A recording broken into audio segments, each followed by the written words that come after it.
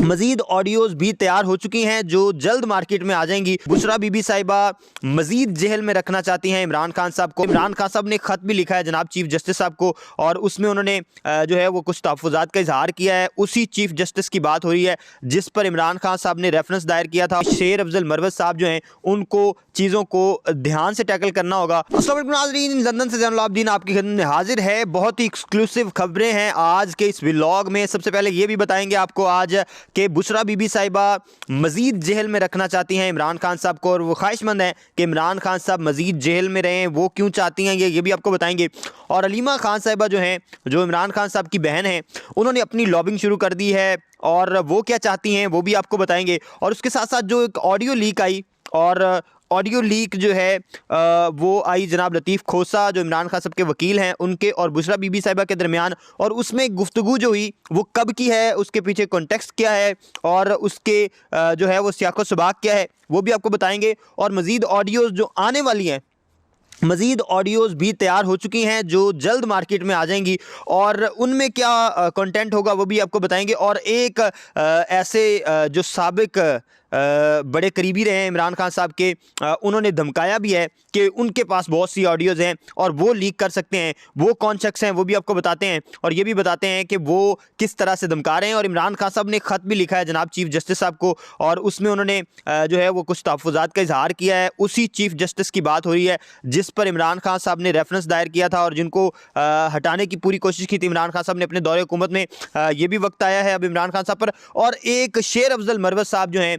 जो senior vice president की कुर्सी पे ताज़ा बैठे हैं पीटीआई की, उनकी शिकायत लगाई है जनाब हामिद खान साहब ने इमरान खान साहब को। वो क्या बात है वो भी आपको सारी तफसील बताते हैं। सबसे पहले आपको बताएं कि ये जो ऑडियो लीक हुई है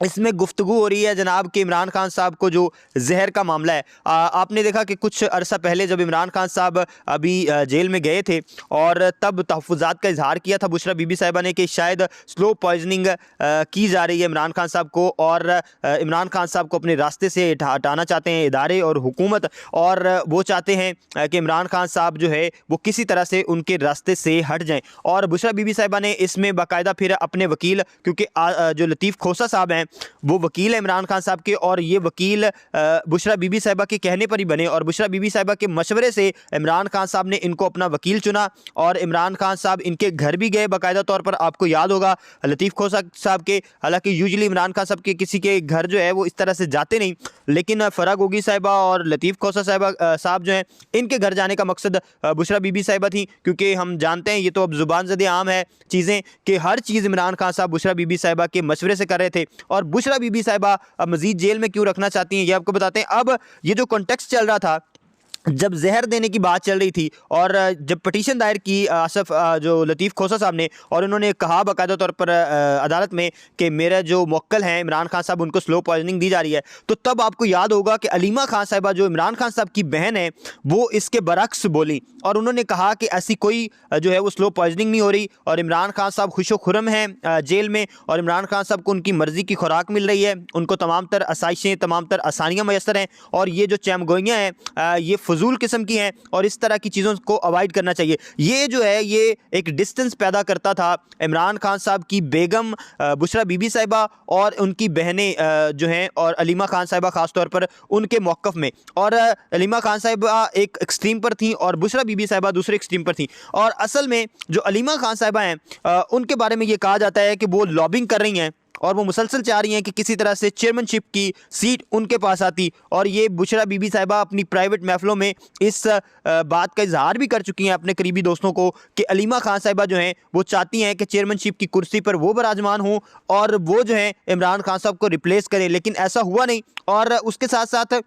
अलीमा खान साहिबा जो है वो चाहती हैं कि इमरान खान साहब किसी तरह की डील करें। जी हाँ, अलीमा खान साहिबा की ये ख्वाहिश है कि इमरान खान साहब डील करके मुल्क से बाहर चले जाएं, क्योंकि उनको इस हालत की और जो वक्त है उसकी नौयत का अंदाज़ा हो चुका है, और वो ये समझती हैं कि इमरान खान साहब अगर इस सूरत हाल में डील नहीं करते तो फिर उनका सियासी मुस्तकबिल जो है वो बहुत तारीक है, और बाहर बैठ के शायद वो चीज़ों को और तरह से डील कर सकें। जैसे नवाज शरीफ साहब जो हैं वो बाहर बैठ के लंदन से पूरी तरह से डील कर रहे थे, अपनी पार्टी को सारे मामला देख रहे थे, अल्टरनेट चेयरमैन दे के गए थे। इसी तरह से वो चाहती हैं कि अलीमा खान साहिबा को वो चेयरमैनशिप की कुर्सी देकर जाते और वो बाहर खुद चले जाते,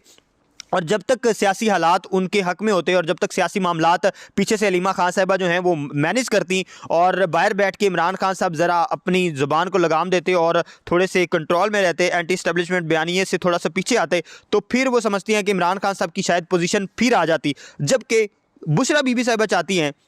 کہ عمران خان صاحب نے یہ جو سٹانس لیا ہے وہ اس پر قائم رہیں، اور جیل میں اگر وہ 6 سے 8 مہینے اور گزار جاتے ہیں تو وہ سمجھتی ہیں کہ وہ شاید ایک بہت بڑے لیڈر بن جائے اور وہ ایک ایسی مثال قائم کر دیں۔ اور اس میں کوئی شک بھی نہیں ہے کہ اگر عمران خان صاحب یہ 1 سے 1.5 سال جیل میں گزار دیتے ہیں تو پھر وہ جو مثالیں دیتے تھے اس مثال پر وہ قائم پائے جائیں گے، اور پھر واقعتاً ان کا جو ہے وہ مقابلہ نہیں رہے گا، اور جو چیزیں وہ کہتے رہے ہیں بار بار کہ یہ تنگیاں آئیں گی، مشکلات آئیں گی، اور اس کا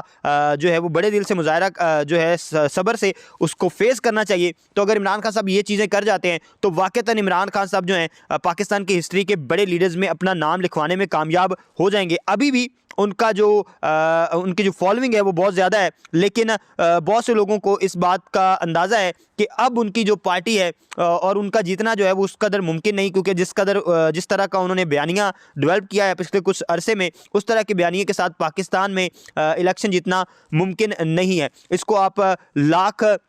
اختلافات کی نظر سے دیکھیں، لاکھ جذباتی بیانات دیں، لیکن اس طرح سے ہوتا ممکن نظر نہیں آتا پاکستان کی تاریخ میں۔ اس کے بعد یہ جو آڈیو لیک ہے یہ بیسیکلی لطیف کھوسہ صاحب کے موبائل سے ہوئی ہے۔ بشرا بی بی صاحبہ پہلے ہی پریکاشنری میئرز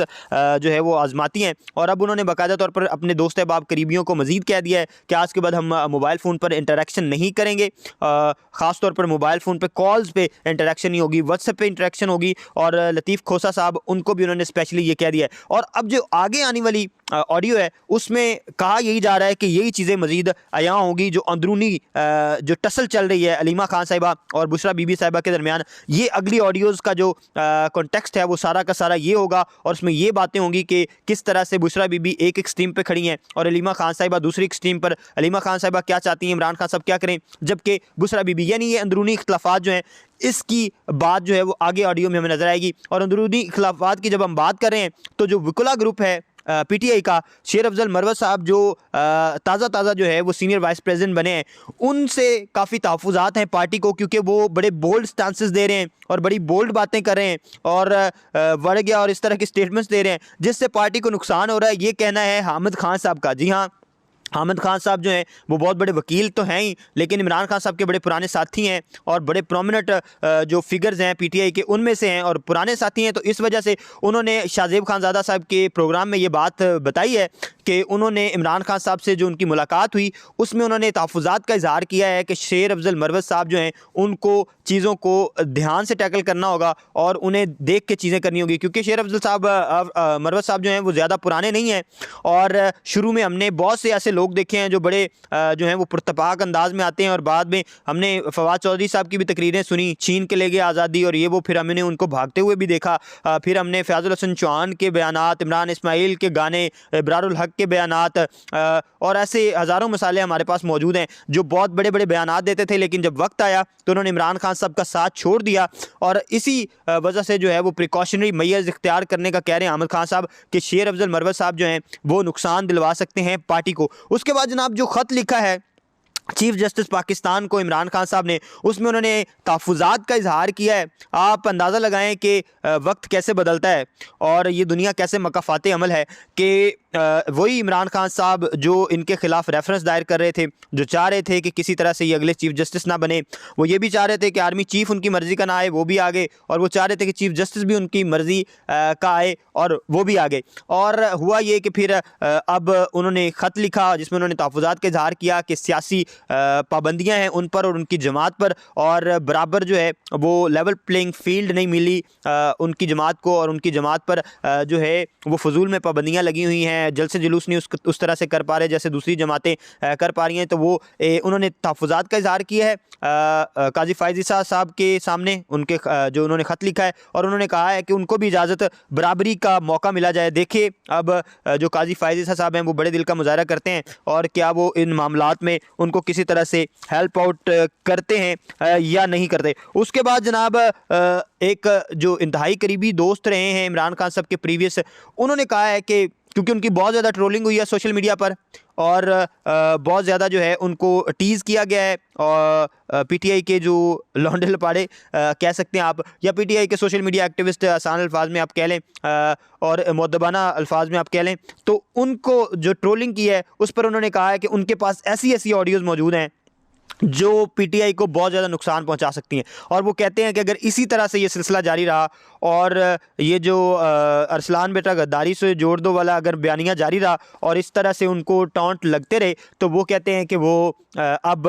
جو ہے وہ آڈیوز لیک کریں گے، اور اس سے عمران خان صاحب اور پی ٹی آئی کو بہت زیادہ نقصان ہوگا، اور وہ ایسی پرسنل سطح کی آڈیوز ہیں جو عمران خان صاحب یا کوئی بھی پی ٹی آئی کا شخص جو ہے وہ نہیں چاہے گا کہ منظر عام پر آئے۔ تو وہ کون شخص ہیں؟ وہ انتہائی قریبی ساتھی ہیں، ان قریب آپ کو پتہ چل جائے گا۔ ابھی آپ کو پتہ ہے کہ کن پر سب سے زیادہ تنقید ہو رہی ہے، اس میں عمران اسماعیل صاحب ہیں، مراد راز صاحب ہیں، اون چودھری صاحب جو سب سے قریبی تھے، تو ان پہ سب سے بڑا گیس جا رہا ہے۔ اون چودھری صاحب جو ہیں وہ بہت زیادہ قریب رہے ہیں اور ان کو ہر طرح کی ایکسیس تھی، اور عمران خان صاحب کے گھر میں رہنے کی اجازت صرف ایک وقت میں اون چودھری صاحب کو ہوتی تھی، اور ان کے پاس بہت سی متعدد آڈیوز ہیں، اور ان کو آج کل بہت زیادہ ٹرولنگ کا سامنا کرنا پڑ رہا ہے کیونکہ انہوں نے عدت کے دوران نکاح والے کیس میں اپنی گواہی بھی ریکارڈ کروائی ہے۔ تو اس وجہ سے اگر وہ کہتے ہیں کہ ان کی ٹرولنگ بند نہیں ہوتی تو وہ